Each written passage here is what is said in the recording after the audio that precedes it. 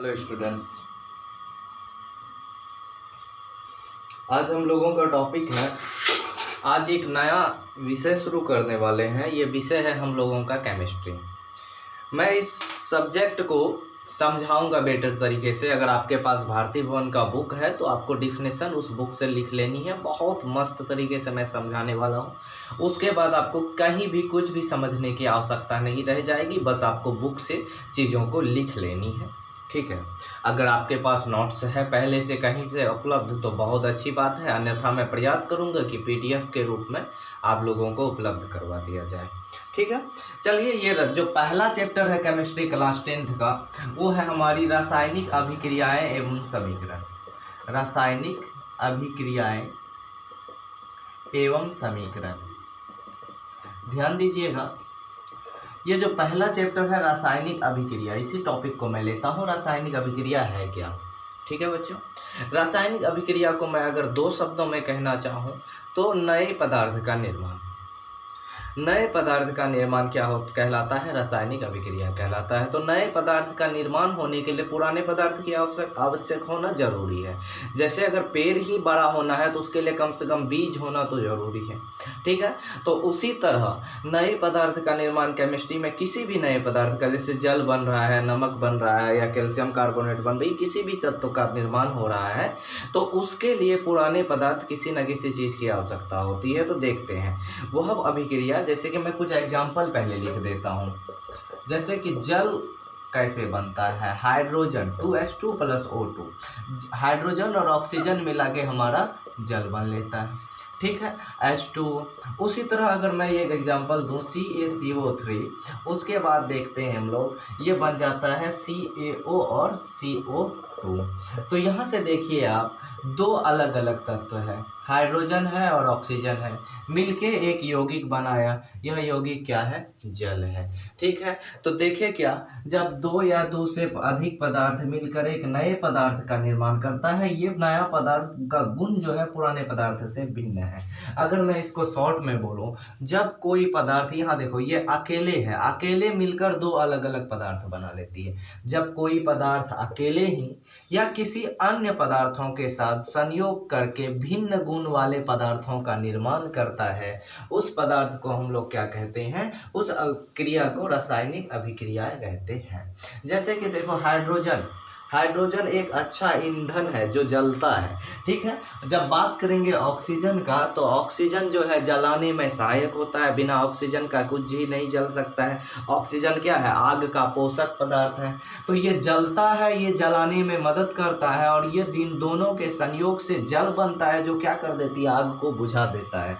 तो इसका गुण जो है, ये दोनों पदार्थों के गुण से क्या है? बिल्कुल भिन्न है। तो रासायनिक अभिक्रिया वही है जब दो या दो से अधिक पदार्थ या कोई पदार्थ अकेले ही भिन्न गुण वाले पदार्थों का निर्माण करता है, उसे हम लोग रासायनिक अभिक्रिया कहते हैं। जैसे कैल्शियम कार्बोनेट अकेले था, ये कैल्शियम ऑक्साइड और कार्बन डाइऑक्साइड बना दिया, जो कि क्या है? इससे भिन्न गुण वाले हैं। तो रासायनिक अभिक्रिया समझ में आ गई बच्चों? मतलब जब कोई पदार्थ अकेले या किसी अन्य पदार्थ के साथ क्रिया करके भिन्न गुण वाले, अलग गुण वाले नए पदार्थ का निर्माण करता है, उसे रासायनिक अभिक्रिया कहते हैं। शॉर्ट में बोले तो नए पदार्थों का निर्माण होना क्या कहलाता है? रासायनिक अभिक्रिया कहलाता है। अब जब हम बात करेंगे विभिन्न प्रकार की रासायनिक अभिक्रिया का, तो सबसे पहले हम रासायनिक अभिक्रिया का 2-3 गुण देख लेते हैं बच्चों। जैसे कि रासायनिक अभिक्रिया का अगर गुण की बात करें, इसकी गुण क्या क्या हो सकता है? पहला गुण है जैसे गैस बनता है, गैस का बनना। ध्यान दीजिए, रासायनिक अभिक्रिया का पहला गुण हो सकता है, जैसे अगर आपको लिखना है तो रासायनिक अभिक्रिया के फलस्वरूप गैस का निर्माण होता है। जैसे अगर मैं बोलूं कि जिंक मतलब जस्ता का अभिक्रिया हाइड्रोक्लोरिक अम्ल, HCl मतलब हाइड्रोक्लोरिक अम्ल, जिसको नहीं आता है पदार्थ का नाम भी लिख लीजिएगा। HCl का मतलब हाइड्रोक्लोरिक। Zn जस्ता अगर हाइड्रोक्लोरिक अम्ल से अभिक्रिया कराता है तो जिंक क्लोराइड और हाइड्रोजन गैस बनता है। ये तीर का निशान बता रहा है कि क्या किस चीज़ का निर्माण हो रहा है? गैस का निर्माण हो रहा है। तो ये पहला गुण है। दूसरा गुण की अगर बात करें तो अवक्षेप का भी निर्माण होता है बच्चों। क्या बोलते हैं? अवक्षेप का निर्माण। अवक्षेप समझिए बच्चों, अवक्षेप क्या है? किसी विलयन से दही जैसा गाढ़ा पदार्थ विलयन के पेंदी में अगर बैठ जाए, उस पदार्थ को हम अवक्षेप कहते हैं। जैसे मैं एग्जांपल से समझाता हूँ। आप क्या करो, पानी में मिट्टी को घोल दो, ठीक है, बढ़िया से। उसके बाद घोलने के बाद उसको अस्थिर छोड़ दो, तो कीचड़ जो है नीचे बैठ जाएगा कुछ देर पर। वही कीचड़ जैसा पदार्थ, मड जिसको बोलते, वही अवक्षेप है। ठीक है, तो ये एक एग्जांपल है। रासायनिक अभिक्रिया में ढेर सारे पदार्थों का अवक्षेप हो सकता है, अभी मैंने एग्जांपल मिट्टी का दिया। ठीक है, तो अवक्षेप का निर्माण, जैसे मैं एक एग्जांपल लिख रहा हूँ कि अगर सोडियम क्लोराइड का जलीय विलयन है और इसमें अगर सिल्वर नाइट्रेट डाल दिया जाए, तो देखो AgCl यानी सिल्वर क्लोराइड का दही जैसा अवक्षेप बनता है। मतलब अगर सोडियम क्लोराइड यानी नमक के, सोडियम क्लोराइड मतलब साधारण नमक, खाने वाला नमक, उसमें अगर silver nitrate AgNO3 silver nitrate डाल दिया जाए, तो सिल्वर क्लोराइड का दही जैसा अवक्षेप। देखो गैस ऊपर की ओर उड़ता है तो तीर का निशान ऊपर दे दिया, गैस मतलब हवा ऊपर चले जाएगा, अवक्षेप है। बोले अभी दही जैसा अवक्षेप, गाढ़ा पदार्थ कीचड़ जैसा, तो नीचे बैठता है तो तीर का निशान नीचे की ओर दे। तीसरा गुण क्या हो सकता है? रासायनिक अभिक्रिया के फलस्वरूप जो है बच्चों, रंग में परिवर्तन होता है। इसका कुछ देखिए, रंग में परिवर्तन का एग्जाम्पल मैं शब्दों में बता रहा हूँ। रंग में परिवर्तन, जैसे कि मैं अगर बात करूं रंग में परिवर्तन, एक है पोटेशियम परमैंगनेट KMnO4, ठीक है, इसका जो है बैगनी रंग का विलयन होता है बच्चों। पोटेशियम परमैंगनेट का विलयन कैसा रंग का होता है? बैगनी रंग का। अगर उसमें थोड़ा थोड़ा नींबू का रस निचोड़ा जाए, नींबू का रस में सिट्रिक अम्ल होती है बच्चों, तो वो अभी ध्यान नहीं देना। तो अगर पोटेशियम परमैंगनेट के बैगनी रंग के विलयन में, बैगनी रंग का विलयन है, इसमें अगर थोड़ा थोड़ा नींबू का रस निचोड़ा जाए, तो विलयन जो है रंगहीन हो जाता है। क्या हो जाता है बच्चों? रंगहीन हो जाता है। तो यहाँ तक बातें समझ में आ गई होगी। उसी तरह पोटेशियम डाइक्रोमेट है K2Cr2O7, पोटेशियम डाइक्रोमेट का रासायनिक सूत्र K2Cr2O7। इसमें जो है हरा रंग का विलयन है।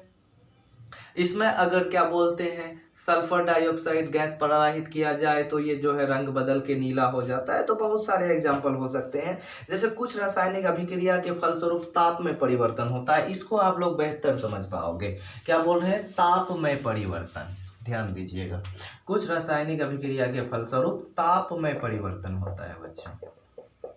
ताप में परिवर्तन समझिए, टेम्परेचर जैसे चेंज होती है। आपने चूना देखा है घर में जो पेंट किया जाता है, जैसे ये दीवार है, दिख रहा होगा थोड़ा सा साइड में, तो इस दीवार का अगर पेंट जो किया है, इससे पहले चूना किया जाता है व्हाइट कलर का। तो वो चूना को कभी मजदूर को घोलते देखे, लेबर को, वो क्या करता है, पानी में जैसे चूना डालता है ना, पानी उबलने लगता है, खौलने लगता है, उसको कुछ देर तक वो ठंडा करने के लिए छोड़ देता है, घंटों। चूना को डाले पानी में और क्या हुआ, पानी खौलने लगा, क्या हो गया, गर्म हो गया ना। तो कली चूना के ढेले को पानी में डालते ही बृहत मात्रा में ऊष्मा उत्पन्न होता है। तो क्या है, रासायनिक अभिक्रिया है। ऊष्मा उत्पन्न हुआ तो तापमान क्या हो गई, बदल हो गई। पानी ठंडा पानी में भी डाले तो पानी क्या हो गया, गर्म हो गया। तो उसी तरह अवस्था में परिवर्तन है। अवस्था में परिवर्तन से समझिए बच्चों, अवस्था में परिवर्तन का तात्पर्य होता है कि ठोस से द्रव में बदलना। जैसे मोमबत्ती का जलना, ये रासायनिक और भौतिक दोनों प्रकार का परिवर्तन है, मोमबत्ती का जलना। ठीक है, तो ये रासायनिक अभिक्रिया के कुछ गुण हैं। पहला गुण लिखे गैस का बनना, दूसरा गुण लिखे अवक्षेप का बनना। अगर आपको याद नहीं रहता है तो शॉर्ट में भी लिख सकते हैं बिना एग्जाम्पल के। अगर बिल्कुल याद नहीं है तो रासायनिक अभिक्रिया के फलस्वरूप गैस का निर्माण होता है, रासायनिक अभिक्रिया के फलस्वरूप अवक्षेप का निर्माण होता है, रासायनिक अभिक्रिया के फलस्वरूप ताप में परिवर्तन होती है, रासायनिक अभिक्रिया के फलस्वरूप रंग में परिवर्तन होता है। तो इसी तरह रासायनिक अभिक्रिया के फलस्वरूप अवस्था में परिवर्तन होता है, ठोस से द्रव, द्रव से गैस बन सकता है। तो ये आपका रासायनिक अभिक्रिया के विभिन्न प्रकार के गुण हैं। चलिए बच्चों आगे बढ़ते हैं हम लोग। अब आ गए हम लोग संतुलित और असंतुलित रासायनिक समीकरण। मैं सिर्फ समझा रहा हूँ और संतुलन करने किसी और वीडियो में अच्छे से मैं समझाऊंगा। ठीक है, संतुलित रासायनिक समीकरण और असंतुलित रासायनिक समीकरण। देखिए समीकरण के दो भाग होते हैं। जैसे कि मैं पहला भाग लिख रहा हूँ 2H2 + O2, इधर से दोनों मिलकर बन गया 2H2O। तो रासायनिक अभिक्रिया में ये तीर का निशान बता रहा है कि ये चीज मिलाने से ये बना। ठीक है, तो मतलब जो रासायनिक अभिक्रिया में भाग लिया उसको हम लोग अभिकारक कहते हैं बच्चों। क्या कहते हैं? अभिकारक। रासायनिक अभिक्रिया में भाग लेने वाले पदार्थों को अभिकारक कहते हैं। रासायनिक अभिक्रिया के फलस्वरूप बने पदार्थों को प्रतिफल कहते हैं। बातें स्पष्ट हो गई? तो अब जरा देखिए, अगर रासायनिक अभिक्रिया के दोनों ओर के तत्वों का प्रत्येक अणु का परमाणु, जैसे कि दो इधर अभिकारक में जितने हैं और प्रतिफल में जितने हैं, दोनों तरफ अगर बराबर हो तो उसे संतुलित रासायनिक समीकरण कहते हैं। मतलब रासायनिक अभिक्रिया के फलस्वरूप, यानी रासायनिक अभिक्रिया के दोनों ओर के प्रत्येक तत्व की परमाणु संख्या समान होना चाहिए, परमाणुओं की संख्या समान होनी चाहिए। जैसे यहाँ देखिए, हाइड्रोजन और ऑक्सीजन है बाईं ओर, मतलब पहले, और हाइड्रोजन और ऑक्सीजन दाईं ओर, दोनों तरफ मैं समझा रहा हूँ। जैसे ये हाइड्रोजन है, ये ऑक्सीजन है। देखिए हाइड्रोजन का वो है, देखो ये वाला और ये वाला गुना करके जोड़ते हैं, 2 दूनी 4 हाइड्रोजन। ऑक्सीजन का वो, इसके आगे कुछ नहीं है, तो ये 2 ऑक्सीजन। 4 हाइड्रोजन 2 ऑक्सीजन ई साइड है। अगर ई साइड की बात करें हम, तो यहाँ पर देखिए 2 दूनी 4 हाइड्रोजन और 4 हाइड्रोजन है, और ऑक्सीजन का को है, यहाँ कुछ नहीं है तो 1 है, तो 2 एकम 2 ऑक्सीजन। तो 4 हाइड्रोजन इधर भी, 4 हाइड्रोजन इधर भी, 2 ऑक्सीजन इधर भी, 2 ऑक्सीजन इधर भी। तो ये संतुलित रासायनिक समीकरण है। मतलब वह रासायनिक समीकरण जिसमें प्रत्येक तत्व के दोनों ओर के परमाणुओं की संख्या समान होती है। लेकिन यहीं पर अगर इसको ऐसे नहीं करते, H2 + O2 कर देते और बना देते H2O, तो अब जरा देखिए क्या हो पा रहा है। तो H2 + O2, हाइड्रोजन का गो है इधर 2 गो, ऑक्सीजन का गो है 2 गो, क्योंकि 2 हाइड्रोजन 2 ऑक्सीजन। इधर देखा, हाइड्रोजन का गो है 2 गो और ऑक्सीजन यहाँ पर गुना में भी कुछ नहीं है, तो ऑक्सीजन का गो है 1 गो। तो हाइड्रोजन तो समान है लेकिन ऑक्सीजन समान नहीं है, ठीक है। तो इसका मतलब क्या हुआ, ये संतुलित रासायनिक समीकरण नहीं हुआ, इसको हम लोग असंतुलित रासायनिक समीकरण कहते हैं। वह रासायनिक समीकरण जिसमें समीकरण के दोनों ओर प्रत्येक तत्वों की परमाणुओं की संख्या समान होती है, उस रासायनिक समीकरण को हम लोग संतुलित रासायनिक समीकरण कहते हैं। बातें स्पष्ट हो गई बच्चों? अब हम लोग बढ़ते हैं विभिन्न प्रकार की रासायनिक अभिक्रिया, जो कि बहुत ही इंपॉर्टेंट टॉपिक है। इसको अगर मैं देखूं तो इसमें से कोई ना कोई हमेशा आपके सिलेबस में आएगा ही। विभिन्न प्रकार की रासायनिक अभिक्रिया, ठीक है। तो पहला रासायनिक अभिक्रिया हम ले लेते हैं संयोजन रासायनिक अभिक्रिया, संयोजी अभिक्रिया या संश्लेषण अभिक्रिया। संयोजी बोलते हैं, संश्लेषण बोलते हैं, इंग्लिश में बोलेंगे इसको कॉम्बिनेशन रिएक्शन, ठीक है, कॉम्बिनेशन केमिकल रिएक्शन। इसको संयोजन रासायनिक अभिक्रिया भी बोलते हैं, संयोजी, संयोजन या संश्लेषण। नाम से ही पता चलता है, संयोजी मतलब जोड़ने वाला, मतलब जिसमें 2 या 2 से अधिक तत्व, 2 या 2 से अधिक, 3, 4, 5 तत्व मिलकर एक तत्व का निर्माण करता है। मतलब कई सारा मिल के एक बन जाता है, जुट जाता है, तो उसको हम लोग क्या कहते हैं, संयोजी रासायनिक अभिक्रिया। मतलब वह रासायनिक अभिक्रिया जिसमें 2 या 2 से अधिक तत्व मिलके एक तत्व किस चीज़ का निर्माण कर रहा है, एक पदार्थ का निर्माण कर रहा है, एक यौगिक का निर्माण कर रहा है, उसे संयोजी रासायनिक अभिक्रिया कहते हैं। जैसे कि कार्बन और ऑक्सीजन दोनों मिलेगा, बन गया कार्बन डाइऑक्साइड। तो ये क्या है, आपका संयोजी रासायनिक अभिक्रिया है। 2 या 2 से अधिक तत्व मिलकर क्या बना, एक तत्व का निर्माण किया। ये किस प्रकार का रासायनिक अभिक्रिया है बच्चों, संयोजी रासायनिक अभिक्रिया है। जैसे एक और देता हूँ, कैल्शियम ऑक्साइड जो है जल के साथ मिलकर कैल्शियम हाइड्रोक्साइड बना देता है।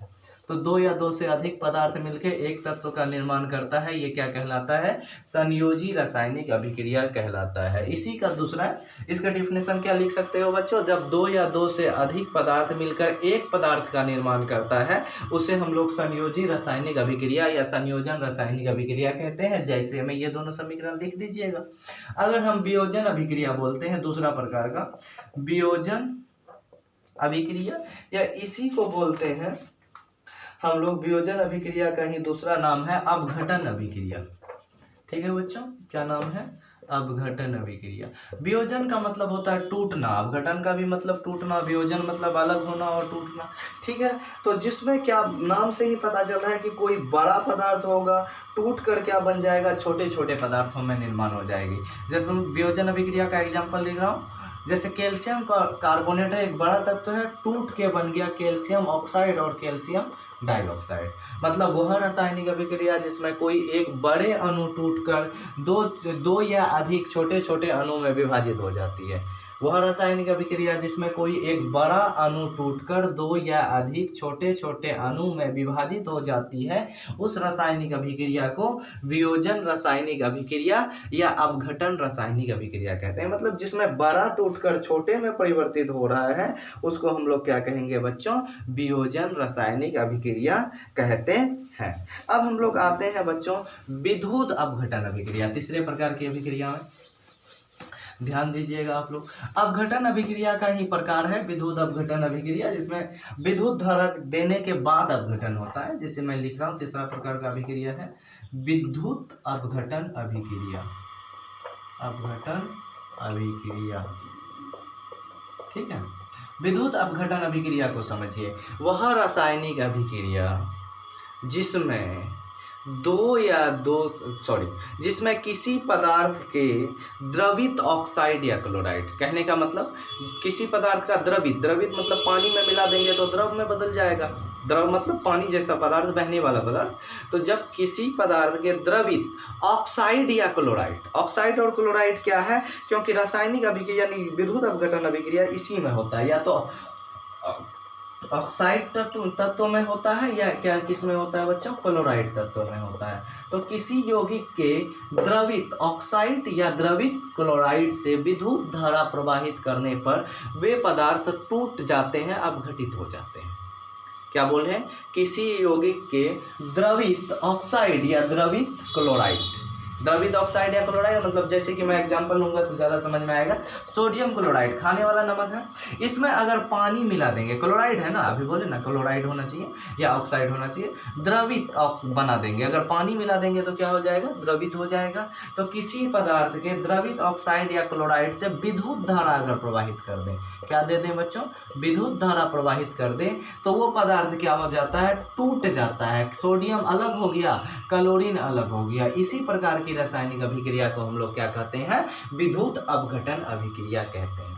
बातें स्पष्ट हो गई बच्चों।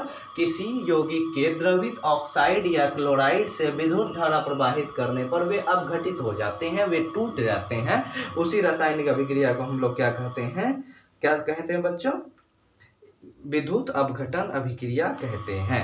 चलिए आगे जाते हैं हम लोग। चौथा नंबर एकल विस्थापन अभिक्रिया। एकल विस्थापन अभिक्रिया, एकल विस्थापन अभिक्रिया से समझिए, एकल मतलब किसी एक को, विस्थापन मतलब हटा देना, किसी एक को हटा देने वाली अभिक्रिया को क्या कहते हैं, एकल विस्थापन। मतलब विस्थापन का मतलब होता है हटा देना, विस्थापित कर देना, अलग कर देना, ठीक है। जैसे कि मैं कुछ एग्जांपल लिख रहा हूँ जो ज़्यादा स्पष्ट हो जाएगी। Fe मतलब आयरन, लोहा, Fe से कॉपर सल्फेट के विलयन में जैसे ही आयरन डालोगे तो देखो क्या हो गया, FeSO4 बन जाता है, कॉपर अलग हो जाती है। देखो CuSO4 था, SO4 के साथ कौन था, कॉपर था। अब क्या किया, यहाँ SO4 के साथ कौन आ गया, यहाँ कॉपर था, यहाँ आयरन आ गया। तो इसका मतलब आयरन क्या किया, कॉपर को हटा दिया, कॉपर को क्या कर दिया, अलग कर दिया, तो विस्थापित कर दिया। यही क्या है, एकल विस्थापन अभिक्रिया। मतलब वह रासायनिक अभिक्रिया जिसमें कोई तत्व किसी यौगिक के परमाणु को विस्थापित कर देता है, हटा देता है। वह रासायनिक अभिक्रिया जिसमें कोई पदार्थ किसी दूसरे पदार्थ को क्या कर देती है, हटा देती है, विस्थापित कर देता है। कोई तत्व किसी दूसरे यौगिक के तत्व को क्या कर देता है, विस्थापित कर देता है, उसे हम लोग एकल विस्थापन अभिक्रिया कहते हैं। अगर डिफिनेशन आप बढ़िया से लिखना चाहोगे तो वह रासायनिक अभिक्रिया जिसमें कोई तत्व किसी यौगिक में उपस्थित तत्व के परमाणु को विस्थापित कर देती है, उसे हम लोग एकल विस्थापन अभिक्रिया कहते हैं।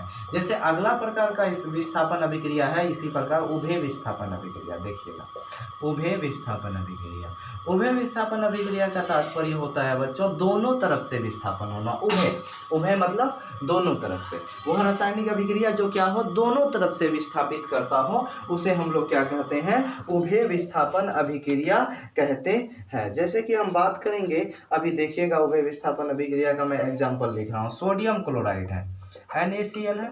अगर हम सिल्वर नाइट्रेट के साथ, हम जिसको हम पहले भी लिखाए थे, जब हम लोग रासायनिक अभिक्रिया का गुण पढ़ रहे थे तो अवक्षेप को बनने में दर्शाए थे इसी रासायनिक अभिक्रिया को। सोडियम क्लोराइड को अगर सिल्वर नाइट्रेट के साथ मिलाते हैं, देखो यह बन जाता है सिल्वर क्लोराइड और सोडियम नाइट्रेट, देखो Cl के साथ कौन है, सोडियम है, लेकिन यहाँ Cl के साथ Ag आ गया, चांदी आ गया, सिल्वर आ गया, ठीक है। और NO3 के साथ यहाँ Ag है, तो NO3 देखो इसका ये ले लिया, इसका ये ले लिया, मतलब है Ag आ गया Na के साथ, Na आ गया NO3 के साथ, ठीक है। तो इसका मतलब क्या हो गई कि वह रासायनिक अभिक्रिया जिसमें दो यौगिक अपने आयनों का आदान प्रदान कर देता है। देखो आयनों का क्या करता है, आदान प्रदान करता है कि भाई तुम्हारा आयन हम ले लेते हैं, देखो क्या किया, AgCl के साथ चला गया, NaNO3 के साथ जाके बना लिया। तो आयनों का आदान प्रदान करना वह रासायनिक अभिक्रिया जिसमें दो यौगिक अपने आयनों का आदान प्रदान कर लेता है, उस रासायनिक अभिक्रिया को हम लोग उभय विस्थापन अभिक्रिया कहते हैं। यहाँ तक बातें समझ में आई होगी बच्चों। अगला प्रकार का अभिक्रिया अवक्षेपण अभिक्रिया ही है। जैसे मैंने लिखा ही कि वह रासायनिक अभिक्रिया जिसके फलस्वरूप अवक्षेप का निर्माण होता है, तो यही समीकरण उस एग्जाम्पल पे भी लिख सकते हैं, क्योंकि देखो सोडियम क्लोराइड के विलयन में अगर सिल्वर नाइट्रेट बनाते हैं तो AgCl का अवक्षेप बनाता है। तो ये क्या है, अवक्षेपण अभिक्रिया है। मतलब वह अभिक्रिया जिसमें कोई ठोस पदार्थ अवक्षेप के रूप में विलयन से पृथक हो जाता है, वह रासायनिक अभिक्रिया जिसमें कोई ठोस पदार्थ अवक्षेप के रूप में विलयन से पृथक हो जाता है, उसे हम लोग अवक्षेपण अभिक्रिया कहते हैं। एग्जाम्पल के तौर पे देख सकते हो AgCl का अवक्षेप बनता है। चलिए हम लोग आते हैं उदासीनीकरण अभिक्रिया की ओर। एक बहुत ही महत्वपूर्ण प्रकार की अभिक्रिया है जिसके लिए अलग से चैप्टर भी है 10th में, अम्ल भस्म और लवण, ठीक है। तो उसी का इंट्रोडक्शन या थोड़ा सा है उदासीनीकरण अभिक्रिया। देखो समझिए, अम्ल स्वाद में खट्टा होता है, ठीक है, और भस्म स्वाद में कड़वा होता है। अम्ल और भस्म को अगर मिला दें तो उदासीन हो जाती है, लवण और जल बनाता है, ना वो खट्टा रहता है ना कड़वा रहता है। मैं बहुत अच्छा एग्जांपल दे रहा हूँ। अगर आप लोग सब्जी बनाए और सब्जी अधिक तीखा हो गया, तो तीखा मतलब कड़वा, उसमें अगर नींबू डाल दो, नींबू में न अम्ल होता है, तो अभी क्या बोले, अम्ल और भस्म, कड़वा और खट्टा मिलके वो संतुलित कर देता है। नींबू डाल देने से आपको कड़वा कम लगेगा खाने में।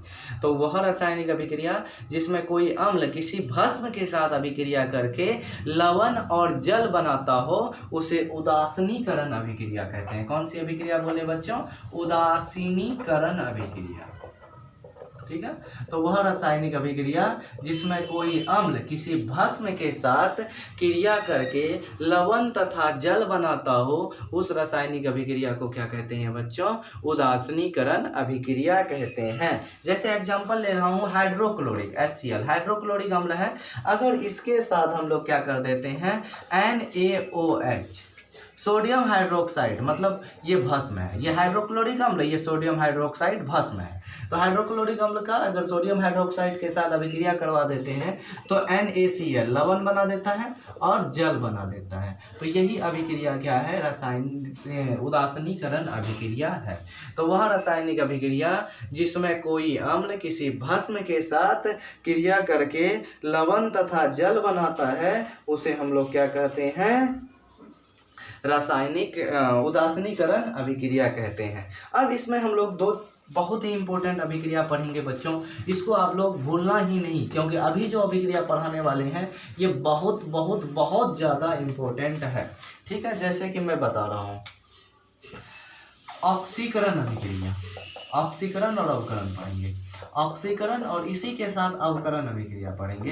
दोनों अगर समझ लीजिएगा तो बहुत आसानी से समझा जाएगा। वह रासायनिक अभिक्रिया जिसमें किसी तत्व या यौगिक से ऑक्सीजन का संयोग, ऑक्सीकरण है ना, ऑक्सीजन का संयोग, या किसी यौगिक से हाइड्रोजन का निष्कासन, मतलब वह रासायनिक अभिक्रिया जिसमें किसी तत्व या यौगिक से ऑक्सीजन का संयोग या किसी यौगिक से हाइड्रोजन का निष्कासन क्या कहलाता है। देखो ऑक्सीजन, या तो ऑक्सीजन जुटे या तो हाइड्रोजन हटे, वो क्या है, ऑक्सीकरण अभिक्रिया है। तो वह रासायनिक अभिक्रिया जिसमें किसी तत्व या यौगिक से ऑक्सीजन का संयोग या किसी यौगिक से हाइड्रोजन का क्या हो, वियोग हो, विस्थापन हो, क्या कहलाता है, ऑक्सीकरण अभिक्रिया कहलाता है। जैसे कि अगर हम बोलें कार्बन से ऑक्सीजन जुट के कार्बन डाइऑक्साइड बनाता है, तो ये क्या है, आपका ऑक्सीकरण अभिक्रिया है। एक और एग्जांपल ले रहा हूँ अब, जैसे हाइड्रोक्लोरिक एक यौगिक है, हाइड्रोक्लोरिक अम्ल, ठीक है, इसमें अगर हम MgO2 MgO2 Mn मैग्नीज है, मैग्नीशियम नहीं है। अगर करूं तो ये मैग्नीज क्लोराइड MnCl2। उसके बाद और भी दो तत्व बनता है इसके साथ, H2OCl2 बनती है, 2H2OCl2। ध्यान दो, यहाँ मैग्नीज के साथ ऑक्सीजन था, सॉरी यहाँ हाइड्रोजन किसके साथ था, क्लोरीन के साथ था, और क्लोरीन में हाइड्रोजन है नहीं है, क्लोरीन के साथ हाइड्रोजन था, हाइड्रोजन क्लोरीन में नहीं है। तो इसका मतलब क्या हुआ, हाइड्रोजन का विस्थापन हो गया, हाइड्रोजन का वियोग हो गया। तो ये भी क्या है, ऑक्सीकरण अभिक्रिया, मतलब वह रासायनिक अभिक्रिया जिसमें ऑक्सीजन जो जुटता हो या हाइड्रोजन हटता हो, दोनों परिस्थिति में ऑक्सीकरण अभिक्रिया। इसी का अपोजिट लेते हैं हम लोग अवकरण अभिक्रिया। और देखिए ऑब्जेक्टिव के लिए जान लीजिए, फ्लोरीन सबसे बड़ा ऑक्सीकारक है। ऑब्जेक्टिव में पूछा जाता है कि सबसे बड़ा ऑक्सीकारक क्या है, फ्लोरीन है। अब जाते हैं अवकरण अभिक्रिया में बच्चों। अवकरण अभिक्रिया क्या है, जस्ट इसका उल्टा, मतलब देखो या तो ऑक्सीजन का वियोग हो या हाइड्रोजन का योग हो, वह रासायनिक अभिक्रिया जिसमें किसी तत्व या यौगिक से हाइड्रोजन का संयोग अथवा किसी यौगिक से ऑक्सीजन का वियोग हो, वह रासायनिक अभिक्रिया हम लोग क्या कहलाता है, अवकरण अभिक्रिया कहलाती है। तो यहाँ तक बच्चों बातें समझ में आ गई होगी। जैसे कि अब आते हैं हम लोग रेडॉक्स अभिक्रिया का, ध्यान दीजिए। देखिए ऑक्सीकरण अभिक्रिया का और एक नाम है उपचयन अभिक्रिया, और अवकरण अभिक्रिया का नाम है अपचयन अभिक्रिया। ठीक है, तो ऑक्सीकरण का उपचयन और अवकरण अभिक्रिया को क्या कहते हैं, अपचयन रासायनिक अभिक्रिया कहते हैं। यहाँ तक बातें समझ में आ गई होगी बच्चों। अब है रेडॉक्स अभिक्रिया। रेडॉक्स अभिक्रिया क्या है, देखिए रेडॉक्स अभिक्रिया मतलब समझिए, रेडॉक्स अभिक्रिया है कि ऑक्सीकरण और अवकरण अभिक्रिया साथ साथ होता है, तो हम लोग उसे रेडॉक्स अभिक्रिया कहते हैं। एग्जांपल द्वारा समझिए,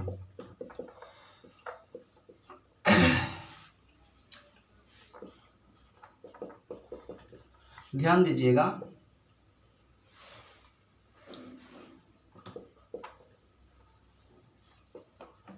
कॉपर के साथ ऑक्सीजन था, कॉपर के साथ ऑक्सीजन नहीं है, ऑक्सीजन का वियोग हो गया, तो क्या हुआ, अवकरण अभिक्रिया। यहाँ देखिए हाइड्रोजन के साथ ऑक्सीजन नहीं था, हाइड्रोजन के साथ ऑक्सीजन आ गया, तो ऑक्सीजन का योग हुआ, तो ऑक्सीकरण अभिक्रिया।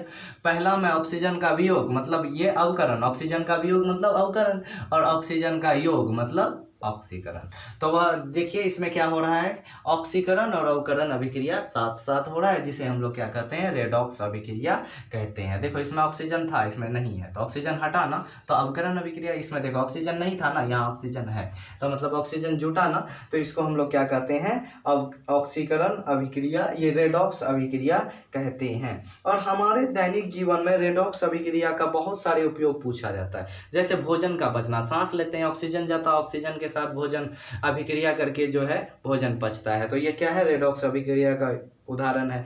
भोजन का खराब होना विकृत गंधिता कहलाती है। विकृत गंधिता समझो, देखो बच्चों क्या है कि जब लंबे समय तक हम भोजन को, पके हुए भोजन को खुला छोड़ देते हैं हवा में, तो धीरे धीरे उससे दुर्गंध आने लगती है, भोजन खराब हो जाता है, इसी को विकृत गंधिता कहते हैं। ये भी क्या है, ऑक्सीकरण अभिक्रिया यानी रेडॉक्स अभिक्रिया का ही एक उदाहरण है। तो भोजन का पचना, भोजन का खराब होना, आपको अगर पूछा जाए कि रेडॉक्स अभिक्रिया के उदाहरण दीजिए, तो भोजन का पचना, भोजन का खराब होना, लोहे में जंग लगना, दहन की क्रिया मतलब कोई चीज का जलना भी क्या है, रेडॉक्स अभिक्रिया का उदाहरण है। तो इस तरह से रासायनिक अभिक्रिया का चैप्टर आपका खत्म हो गया बच्चों। अगर समझ में आई तो अपने दोस्तों के साथ शेयर करो, बहुत कम समय में पूरे चैप्टर का रिवाइज। ठीक है, धन्यवाद।